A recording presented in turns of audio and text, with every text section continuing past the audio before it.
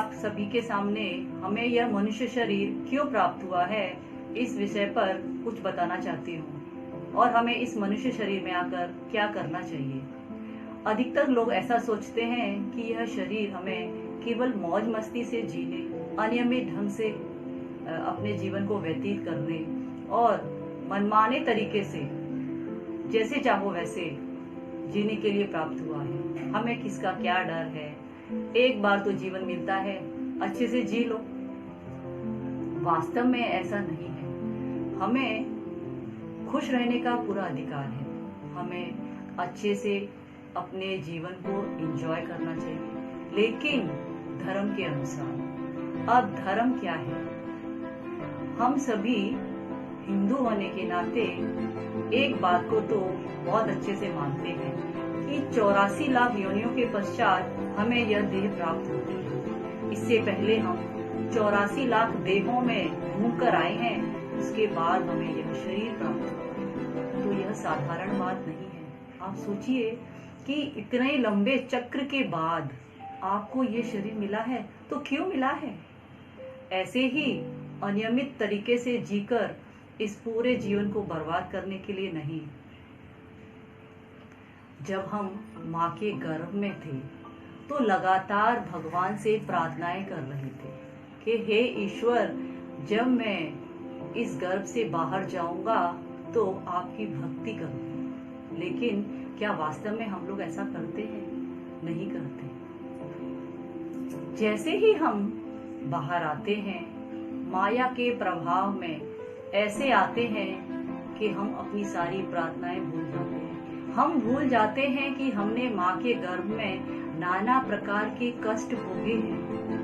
क्या आप सभी को मालूम है, जब हम माँ के गर्भ में होते हैं तो छोटे छोटे कीटाणु लगातार हमें खाते रहते हैं, मानो हम नारकीय जीवन जीते हैं। 9 महीने हमें निकालना अति दुष्कर हो जाता है। उसके पश्चात भी हम बाहर आकर एक बार भी ऐसा नहीं सोचते कि मैंने क्या कष्ट भोगा है और अब मुझे अपने उस कष्ट को भूलकर मैं क्या कर रही है। इतने लंबे समय के बाद, इतने सारे चक्रों में घूमने के बाद हमने जो शरीर पाया है, इसको हम यूं ही ना गंवाएं। इसके लिए हमें क्या करना होगा?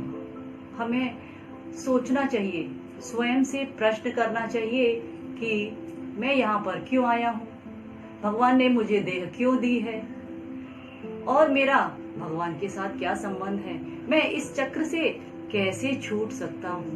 क्या हमें यह विचार नहीं करना चाहिए? अन्यथा क्या होगा? हम फिर से इस जीवन को बर्बाद करके उसी चक्र में घूमते रहेंगे, बार बार घूमते रहेंगे। ना जाने कितनी बार हम घूम चुके और ना जाने कितनी बार हम आगे घूमेंगे।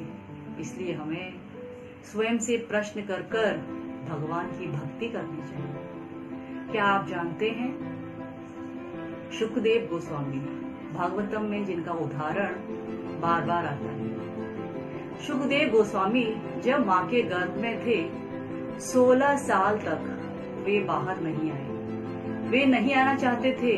क्यों? क्योंकि वे जानते थे कि मैं ज्यों ही बाहर जाऊंगा, माया अपना प्रभाव मुझ पर करेगी और मैं भगवान की भक्ति से विरक्त हो जाऊंगा। जब भगवान ने स्वयं आकर उनसे यह कहा कि माया उनके ऊपर असर नहीं करेगी, शुकदेव अब तुम बाहर आ जाओ, तब जाकर वे बाहर आए। आप सोचिए, 16 वर्ष तक वो माँ के गर्भ में कष्ट भोगने के लिए तैयार थे, किंतु माया के प्रभाव में आना नहीं चाहते थे, क्योंकि वे जानते थे कि ज्यों ही मैं माया के प्रभाव में जाऊंगा, मैं भगवान को भूल जाऊंगा, जो हम सभी लोग करते हैं और हम सब लोग कर रहे हैं।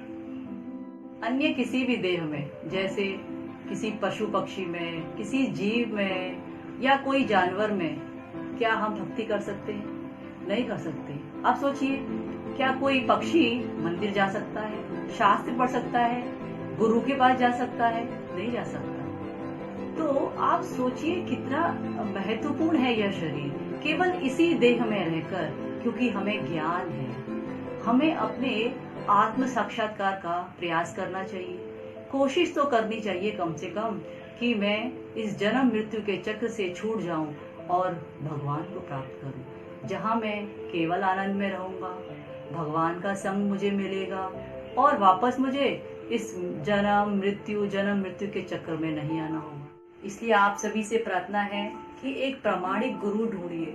यदि आप गुरु की शरण में नहीं जाएंगे तो आपको ज्ञान प्राप्त नहीं होगा। ऐसा कहते हैं, यदि हमें ज्ञान प्राप्त करना है तो या तो गुरु की शरण में जाना चाहिए या तो शास्त्रों की शरण में जाना चाहिए। आप शास्त्र यदि गुरु के माध्यम से पढ़ेंगे तो आपको समझ में आएगा। भगवान तो चाहते हैं कि हम उनके धाम में वापस चले जाएं, लेकिन हम लोग ही प्रयास नहीं करते।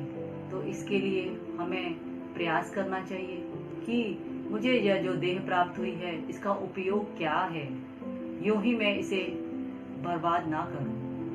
भगवान की शरण में जाइए, भक्ति करिए और अपने इस जन्म मृत्यु के चक्र से छूटकर भगवत धाम को प्राप्त करिए। यही मेरी आप सबसे प्रार्थना है। हरे कृष्णा।